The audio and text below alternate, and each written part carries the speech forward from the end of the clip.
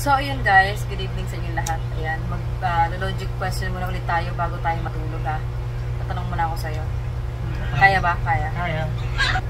Ito logic question ko sa'yo. Okay. Kung ang nakaputing babae ay white lady at ang nakaitim naman ay black lady, ano naman ang tawag sa babaeng naka-green? Napakadali. White. Nakaputi, white lady. Nakaitim, black lady. Yes. Green.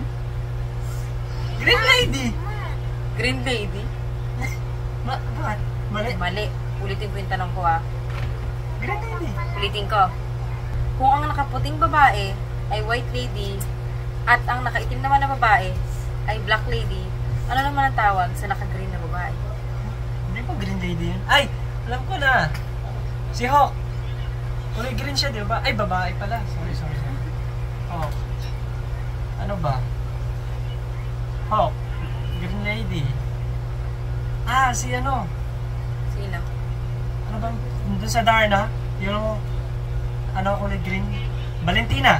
Mali. Mali pa rin. Pag-isipan mo naman. Mali pa rin yun, Valentina? Mali. Isa na lang ha.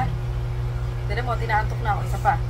Kung ang nakaputing babae ay white lady at ang nakaitim na babae naman ay black lady, ano naman ang tawag sa naka-green na babae? As.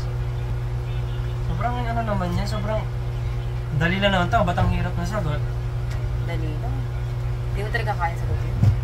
Wala green lady, Hawk, Valentina. Oh. Ay, napaka-easy. Napaka-easy natin kung masagot. Sirit na ako, sirit.